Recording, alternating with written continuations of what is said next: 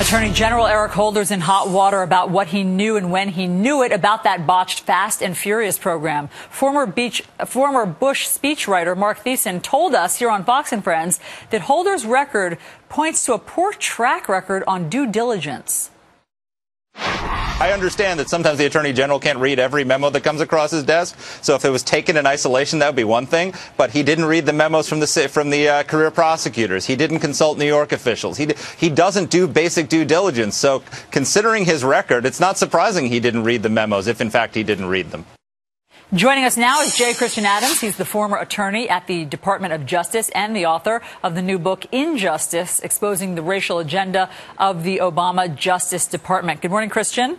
Good morning, Allison. Let's talk about what's going on with Eric Holder first in this Fast and Furious program. Is this just a lack of due diligence on his part? Well, Mark is right. There's plenty of incompetence, but that's only half the story.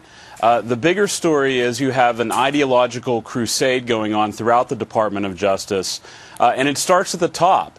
But all throughout the department, each one of these decisions that Mark writes about could be explained not only through incompetence, but more likely through an ideological reason. And when you talk about each one of these decisions, also Mark basically classifies them as controversies. Let's go through some of these where all roads seem to lead back to Eric Holder. Let's go through them. In 2009, of course, you'll remember that there was the announcement that Gitmo was going to be closed. That never happened. That perhaps started with Eric Holder. In 2009, you'll remember Holder wanted to reopen the criminal investigations. In fact, he did, into the CIA interrogators, whether they were going to be criminally prosecuted. In 2009, you'll remember that the Miranda warning was read to the Christmas Day bomber. That was Eric Holder's idea. In 2009, of course, he attempted to try the 9/11 mastermind, KSM, in New York City. That had a huge backlash. And now, of course, Operation Fast and Furious and that scandal. At some point, does the president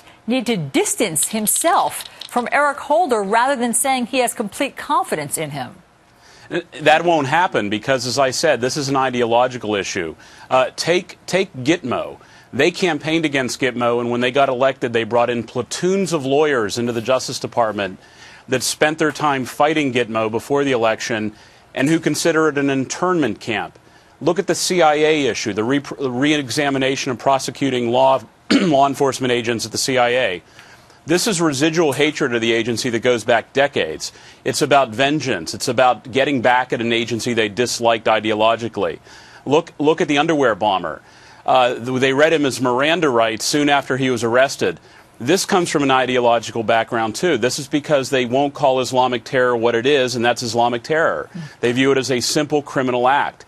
So over and over and over again, things that look like incompetence can better be explained through ideological reasons. And those things, obviously, that you've just outlined, from Gitmo to the underwear bomber, those were scandals or those were controversies. But now with Fast and Furious, there's someone dead. There's a victim. There's an ATF agent who was killed.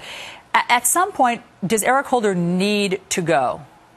Well, listen, either there is enormous incompetence on the part of his underlings by not informing him, which is simply not believable, or he is completely complicit in this and not telling the truth. So either way, it's a really bad situation for this Justice Department.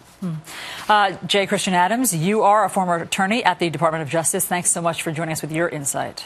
Great to be here.